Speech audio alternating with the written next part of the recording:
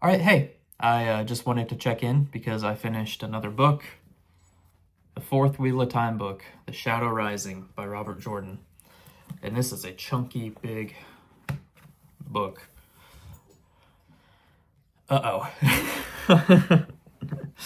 All right, so I have a lot of feelings about this book, yet not much to say. I will start with my original plan this year was to read one Wheel of Time book a month to hopefully finish the series by the end of this year.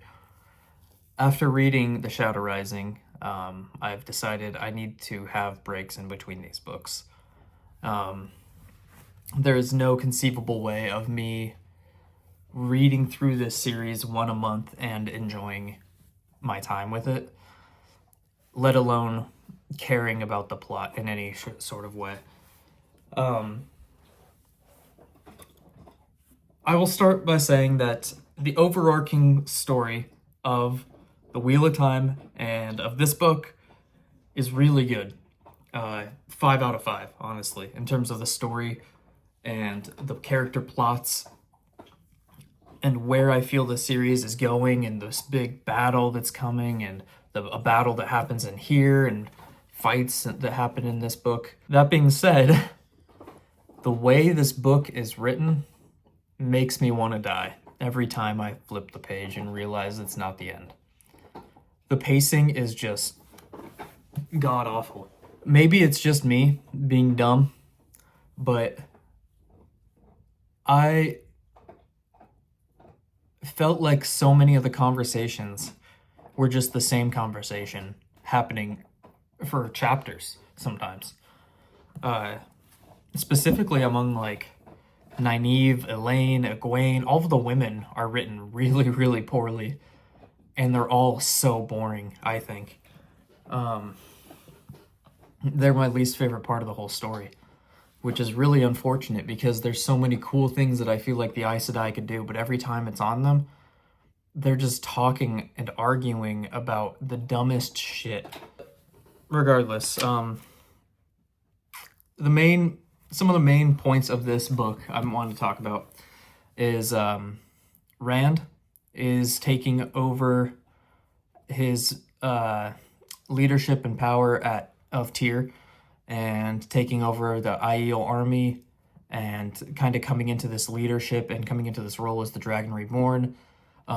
They go on this adventure to finish this sort of prophecy to solidify him as he who comes with the dawn. There's some conflict and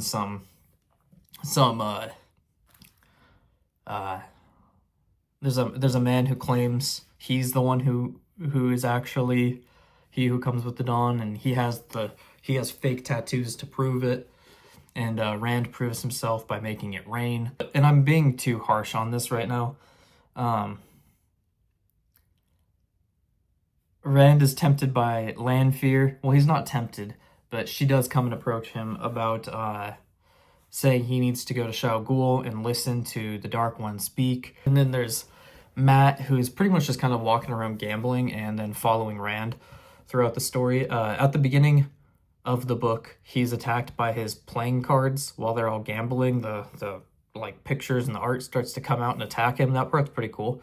And he fights them off, then takes the money, and nobody wants to gamble with him again in that town. But he also Mat also does end up with this cool spear with writing on it that only he is able to read. Honestly, my favorite part of the book all comes from Perrin, though. Perrin goes back to Emond's Field with Faile to confront the Trollocs that he's heard have been attacking the village that he came from, and he wants to go back and turn himself over to the White Cloaks to say, all right, well, here I am. Everybody needs to leave the Two Rivers alone. He has a really good story arc throughout this book.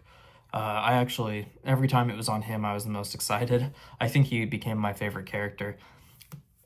People say Mat became their favorite character in this book. I don't see it. I don't really like Mat. right now in this book. I think he was pretty boring. And I think Rand is boring. I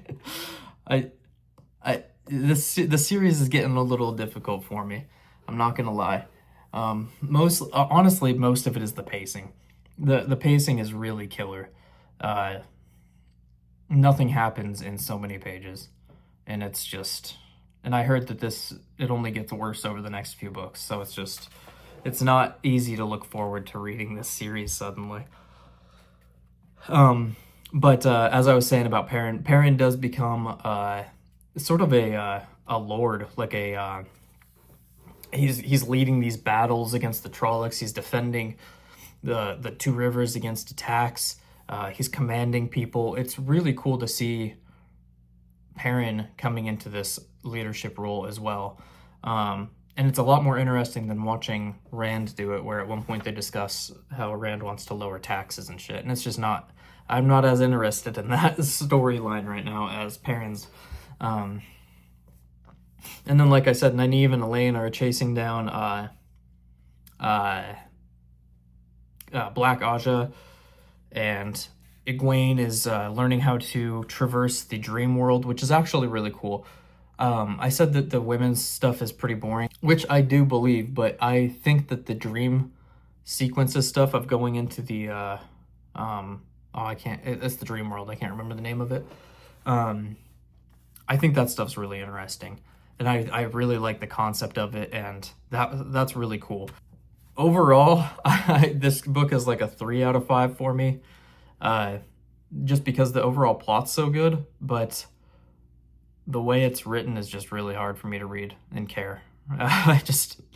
It's difficult. But that being said, I think I'm going to try to read the 5th book in a couple months and just kind of space them out that way instead of doing one a month. But yep, 3 out of 5 for the 4th Wheel of Time book, which I think puts the 2nd book still as my favorite book of the series, The Great Hunt. I feel like that one was just the most fun and the best paced, and yeah. But anyways, I appreciate y'all for watching. I know this was a bit of a downer review a little bit. It was just a kind of a disappointing book for me, but anyways, appreciate y'all for watching. Thanks.